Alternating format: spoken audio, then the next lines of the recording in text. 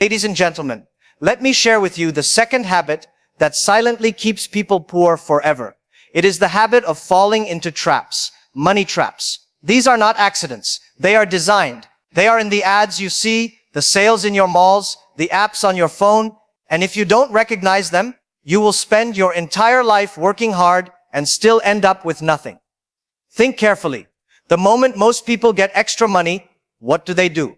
Do they invest it? Do they save it? No. They buy something new, a phone, a car, a bigger TV, new clothes, a fancy dinner. They call it reward. But what they don't realize is this. Poor people want to look rich, while rich people want to stay rich. Warren Buffett still lives in the same house he bought decades ago. Meanwhile, a man earning $500 a month will happily take a loan to buy a $1,000 phone. That is the consumer trap. I once knew a man who worked very hard. The day he got a raise, instead of investing in himself or his family's future, he went to the bank, took a loan, and bought a new car. He drove it proudly, and people admired him. But every month, half his salary went to pay the bank. That car didn't make him free. It made him a prisoner.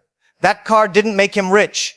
It made the bank rich. And this is what happens when you confuse looking rich with being rich. Another trap is fear. Poor people are afraid to take risks. They say, I don't want to start a business. It's too risky. I don't want to invest. I might lose money. And so they put their savings in an account that gives 2% interest, while inflation eats 10%. They think they are saving, but in reality, their money is shrinking. What they don't realize is this. Doing nothing is the biggest risk of all. When Jeff Bezos left his stable Wall Street job to start Amazon in a garage, people laughed. They called him crazy. They said he was throwing away his future.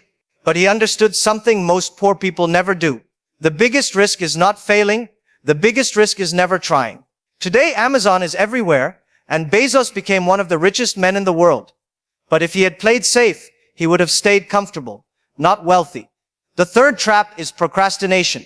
Poor people say, one day I will save. One day I will invest. One day I will start a business. But one day never comes. Time slips away, and they don't even notice. Albert Einstein once called compound interest the eighth wonder of the world. The earlier you start, the more it grows. But if you keep waiting for the perfect moment, you lose the only thing you can never get back, time. I made this mistake too. In my younger years, I wasted time waiting for the right chance. I told myself, when I have more money, I will invest. When I have more time, I will learn. That perfect moment never came. The truth is, you don't wait for the perfect time. You start where you are, with what you have, and you grow from there. And let me tell you about one more trap. Environment. The people you surround yourself with will decide your future. If your 5 closest friends only gossip, complain, and waste time, guess what? You will gossip, complain, and waste time too. But if your 5 closest friends discuss ideas, investments, growth, and opportunities, you will rise with them. Show me your friends, and I will show you your future. I once saw a group of young men. Some of them spent every night drinking, partying, wasting time. The others spent their nights building small businesses, learning skills, teaching each other. 10 years later, the first group is still in the same place. The second group is running companies. The environment shaped them.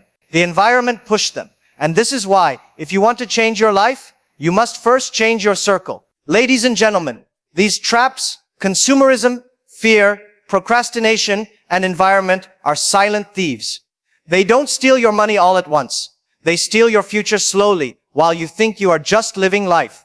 And unless you recognize and break free from these traps, money will always control you, instead of you controlling money.